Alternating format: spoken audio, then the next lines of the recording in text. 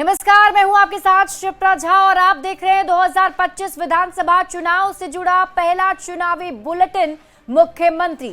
तो चलिए बिना देरी के शुरू करते हैं चुनावी खबरों का सिलसिला।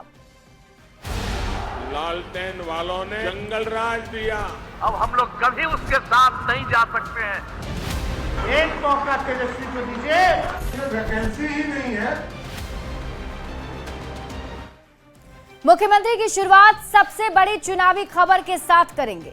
पीएम मोदी और उनकी मां को गाली देने को लेकर सियासी उबाल अब बढ़ता ही जा रहा है। बिहार बीजेपी महिला मोर्चा के आह्वान पर बुलाए गए बिहार बंद का असर पूरे बिहार में देखने को मिला। एनडीए की महिला कार्यकर्ता और नेताओं ने सड़क पर उतरकर अपनी नाराजगी जताई। राहुल गांधी और तेजस्वी यादव से माफी मांगने की बात कही है। ये रिपोर्ट देखिए।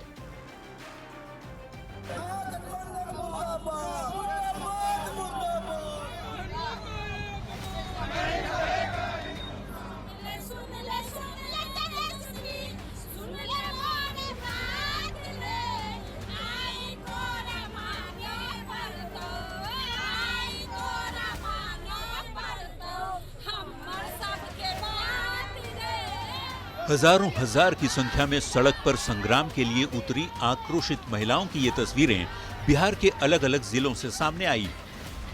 पटना, औरंगाबाद, सहरसा और लखीसराय में सड़क पर उतरकर महिलाओं ने बवाल काटा। अरवल, जमुई, शेखपुरा और भागलपुर सहित बिहार के कोने कोने से एक ही आवाज आई, राहुल तेजस्वी माफी मांगो।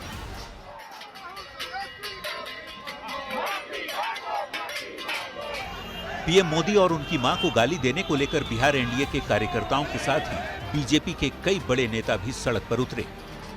दरभंगा में राहुल तेजस्वी के मंच से पीएम को अपमानित करने पर भारी विरोध जताया गया।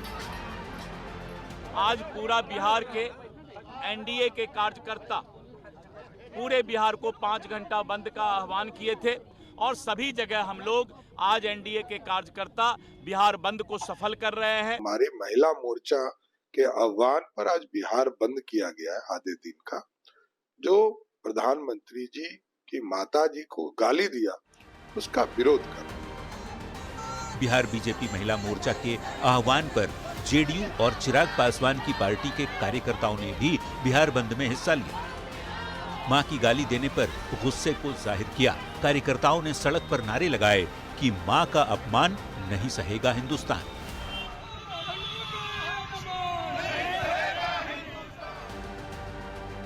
माफी मांगने की बात पर चिराग पासवान ने कहा, आरजेडी वाले ऐसे लोग हैं जो मां को गाली देने के बाद माफी भी नहीं मांगते। मेरी मां को भी ऐसे ही भद्दी भद्दी गालियां दी गई थी, लेकिन फिर भी तेजस्वी ने कभी माफी नहीं मांगी। गाली का इस्तेमाल कर भावनाओं को ठेस पहुंचाने का कार्य किया गया। उसके विरोध में एनडीए के द्वारा आज ये बंद का ऐलान किया गया है। एक माँ जो स्वर्गीय हो गई, जिसने गरीबी से बर्तन मांज के, कपड़े साफ के, बच्चों को पढ़ाया, एक भारत का प्रधानमंत्री बना, प्रभु राम की भक्त, आप जरा भी आपको शर्म नहीं है? मां के अपमान को लेकर एक ओर सड़क पर संग्राम तो दूसरी ओर सियासत दोनों ही जारी रही। एनडीए के बिहार बंद पर कांग्रेस पार्टी ने सवाल खड़े किए। कांग्रेस की महिला विधायक प्रतिमा दास ने राहुल तेजस्वी को क्लीन चिट देते हुए यहां तक कह दिया कि राहुल गांधी और तेजस्वी यादव को माफी नहीं मांगनी चाहिए। भाजपा के लोगों ने गुंडागर्दी जो है सड़कों पे की, महिलाओं के साथ बदतमीजी की गई, टीचरों के साथ बदतमीजी की गई, एम्बुलेंसों को रोका गया। ये भाजपा के लोगों का चुनावी एजेंडा है। क्योंकि देख रहे हैं जिस तरीके से बिहार प्रदेश बीजेपी के नेता रो रहे हैं कि अब तो हमारे सुपड़ा साफ होने वाला है। गाली पर गरमाई सियासत अब संग्राम का रूप ले चुकी है। चुनावी साल में बीजेपी महिलाओं के अपमान को बड़ा मुद्दा बनाने में जुट गई है। ऐसे में ये देखना होगा कि मां की गाली देने वाले मुद्दे से कांग्रेस और आरजेडी को चुनाव में कितना नुकसान पहुंचता है। पटना संवाददाता अमित कुमार, रवि एस नारायण, शैलेंद्र और दिल्ली रिपोर्टर अमितेश सिंह के साथ ब्यूरो रिपोर्ट, न्यूज़ 18।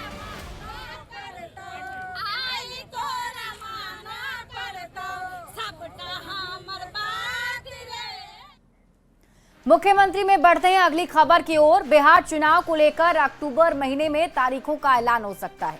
पहले या दूसरे हफ्ते में तारीखों की घोषणा हो सकती है। खबर यह है कि दुर्गा पूजा और छठ के बाद पहले चरण की वोटिंग हो सकती है। क्या है बिहार चुनाव की संभावित तिथि, इस रिपोर्ट में देखिए।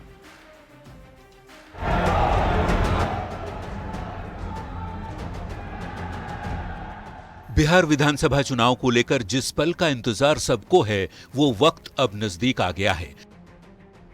सियासी सरगर्मी के बीच निर्वाचन आयोग बहुत जल्द बिहार विधानसभा चुनाव की तारीखों का ऐलान करने जा रहा है। संभव है अक्टूबर में चुनाव की तारीखों की घोषणा हो सकती है। अगले महीने पहले या दूसरे हफ्ते में चुनावी रणभेरी बच सकती है।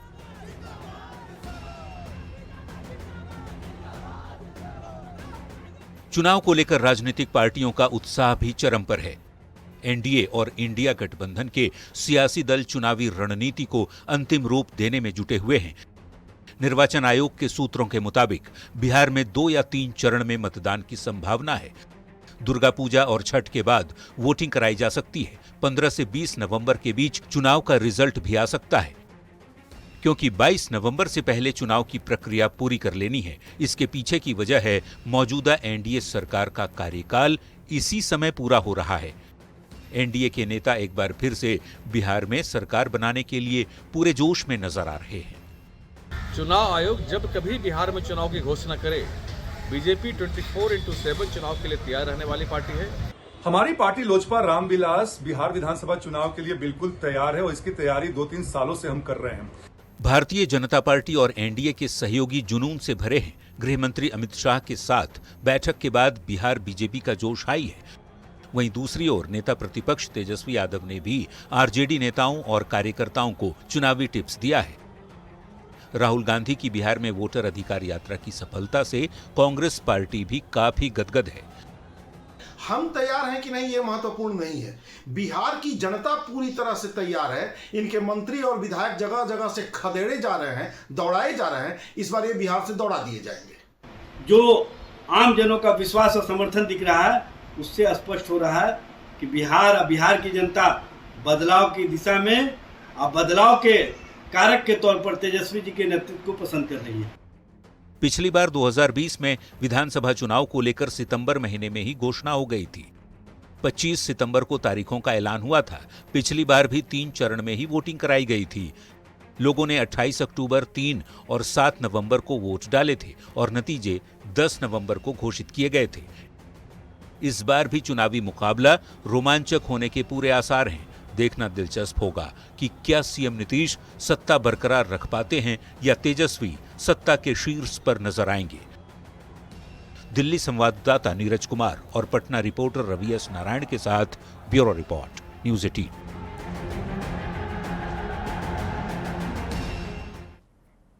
और मुख्यमंत्री में बढ़ते हैं अगली खबर की ओर। बिहार चुनाव से पहले पीएम मोदी ने बड़ी सौगात दी है। जीएसटी दरों में बदलाव कर मोदी सरकार ने बिहार के लोगों को चुनाव से पहले एक बड़ी राहत दी है। घरेलू सामान, जरूरी दवाइयां और कई सारी महत्वपूर्ण चीजों पर टैक्स कम करने का फैसला चुनाव से पहले सरकार ने लिया है। जीएसटी 2.0 में क्या क्या चीजें होंगी सस्ती, आप इस रिपोर्ट में देखिए।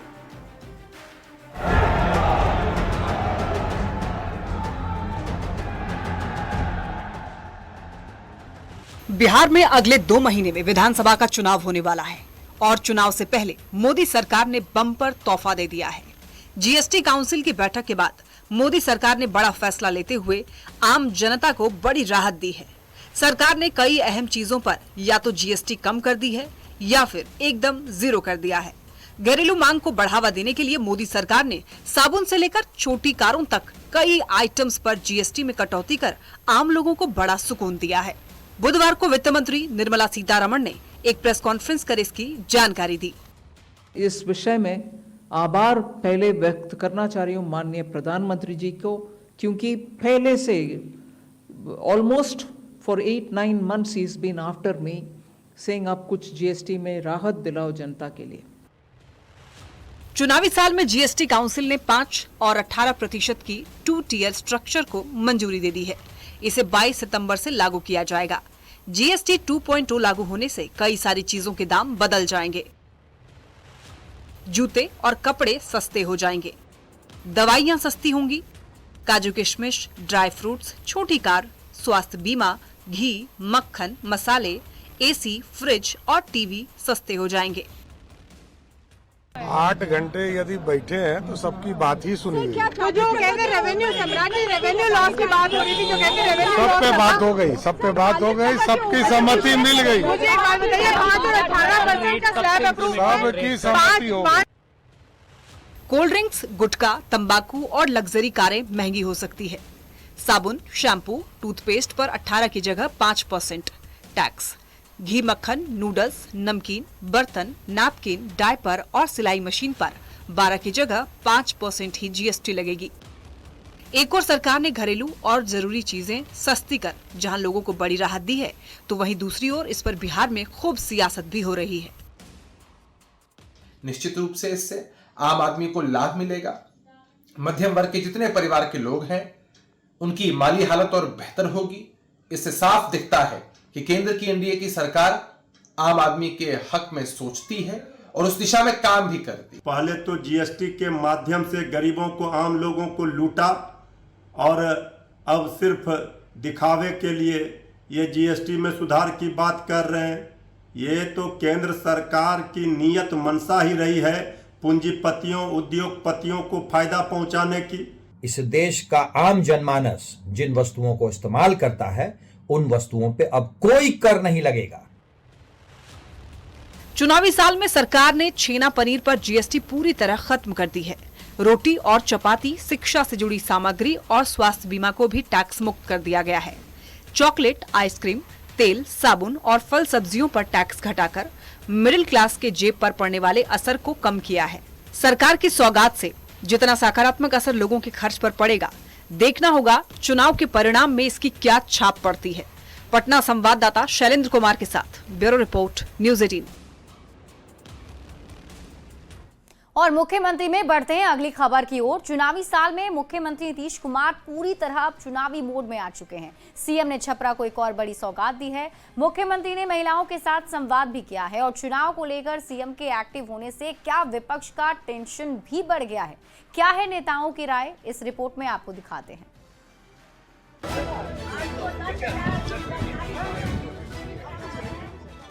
मुख्यमंत्री नीतीश कुमार का ये अंदाज, ये मिजाज बता रहा है कि सीएम पूरी तरह चुनावी मोड में आ चुके हैं। सीएम पूरी तरह एक्टिव हो चुके हैं। गुरुवार को इसकी बानगी देखने को मिली छपरा में, जहां सीएम नीतीश ने बिनटोलिया और मढ़ौरा जनसंवाद किया, महिलाओं से बातचीत की, आधी आबादी को ये भरोसा दिया कि आप लोग आगे बढ़िए, एनडीए सरकार हर संभव मदद करेगी। मुख्यमंत्री ने जीविका समूह से जुड़ी महिलाओं से भी अपील की कि जीविका का अलग बैंक खुल चुका है, महिलाओं को अधिक से अधिक लाभ उठाना चाहिए ताकि बिहार के विकास में आधी आबादी पूरा सहयोग दे सके। चुनावी साल में सीएम नीतीश ने छपरा के लोगों को बड़ी सौगात भी दी। मुख्यमंत्री ने लगभग 1200 करोड़ की योजनाओं का शिलान्यास भी किया। जिले में सड़क चौड़ीकरण, बिजली, सब स्टेशन और खेलकूद से जुड़े प्रोजेक्ट को जल्द शुरू करने का निर्देश दिया गया।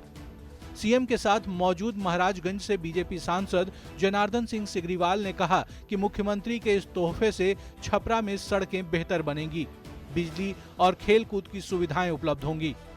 गति है विकास, और यह सारे चीजों में माननीय नीतीश कुमार जी, देश के यशस्वी प्रधानमंत्री नरेंद्र मोदी जी का एकदम भरपूर सहयोग है। माननीय मुख्यमंत्री जी भी हमेशा कहते रहते हैं मंचों से भी कि भारत सरकार का, प्रधानमंत्री जी का बहुत बड़ा सहयोग, बहुत बड़ा हमेशा समर्थन बिहार को विकसित बिहार बनाने के लिए हो रहा है। सीएम नीतीश ने छपरा शहर को जाम से मुक्ति दिलाने के लिए बड़ी पहल की है। बिजली संकट से भी सारण के लोगों को आजादी मिलेगी। सिर पर चुनाव देख सीएम ने कई विभागों के अधिकारियों से भी बातचीत की और जल्द से जल्द सरकारी योजनाओं को अमली जामा पहनाने का निर्देश दिया। चर्चा है कि चुनावी साल में सीएम कई जिलों का दौरा कर ऐसी ही सौगात देंगे। छपरा संवाददाता संतोष के साथ ब्यूरो रिपोर्ट, न्यूज़ 18। और मुख्यमंत्री में अब आपको सुनाते हैं बयान बवाली, यानी ऐसा बयान जिस पर बवाल मच गया है। हम पार्टी के राष्ट्रीय अधिवेशन के बाद केंद्रीय एमएसएमई मंत्री जीतन राम मांझी ने एक बड़ा बयान दिया है। मांझी ने कहा कि बिहार में चुनाव होने वाला है और लड़ाई में जाने से पहले अपने औजार और अस्त्र शस्त्र को ठीक करने के लिए ये बैठक हुई है। मांझी ने यह भी कहा कि हम पार्टी के कार्यकर्ताओं की राय है कि पार्टी को बिहार चुनाव में एनडीए में कम से कम 40, 35 या 20 सीट लड़ने को मिले। इसलिए सीट शेयरिंग की बैठक में जब जाएंगे तो पार्टी के कार्यकर्ताओं की भावनाओं को सबके सामने रखेंगे। एक बात खटकती है कि अभी तक हम निबंधित पार्टी हैं, हम मान्यता प्राप्त पार्टी नहीं है। तो आज के अधिवेशन में हम लोग निर्णय ले रहे हैं, करेंगे कि हम लोग अपने जो नेता हैं एनडीए के उनसे जरूर बात करेंगे कि हम इतना सीट लेंगे जिसमें कि हमारी मान्यता मिल जाए विधानसभा में, तो इसके लिए हम लोग प्रयास करें। और मुख्यमंत्री में अब आपको दिखाते हैं चुनावी वायरल, यानी ऐसी तस्वीर जो चुनावी मौसम में वायरल हो रही है। आरजेडी दफ्तर के बाहर पोस्टर लगाकर विरोधियों पर हमला किया गया है। मैसेज देने की कोशिश की गई कि जनता चाहती है कि तेजस्वी यादव अब बिहार के मुख्यमंत्री बने। राहुल, तेजस्वी, अखिलेश को त्रिदेव बताया गया है।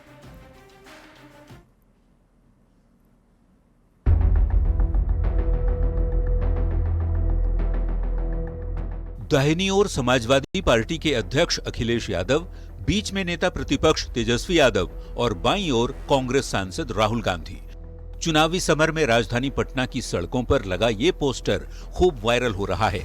ये चुनावी पोस्टर हूबहू साल 1989 में आई बॉलीवुड की एक्शन थ्रिलर फिल्म त्रिदेव की कॉपी लग रही है, जिसमें अभिनेता नसीरुद्दीन शाह, सनी देओल और जैकी श्रॉफ ने मुख्य भूमिका निभाई थी। आरजेडी के पोस्टर में फिल्म की तरह तेजस्वी को बीच में रखकर मुख्य किरदार बताने की पूरी कोशिश की गई है। त्रिदेव जो फिल्म थी सनी देओल की, उससे जुड़ी हुई ये तस्वीर जो है वो बनाई गई है और इसमें त्रिदेव जो है वो अखिलेश यादव, तेजस्वी यादव और राहुल गांधी को बताया गया है। ये तीनों को त्रिदेव का नाम दिया गया है और इसमें स्लोगन जो है वो भी लिखा गया है कि जन जन का है एक ही नारा, पलटू चाचा को कर दो किनारा, तेजस्वी यादव बने मुख्यमंत्री हमारा।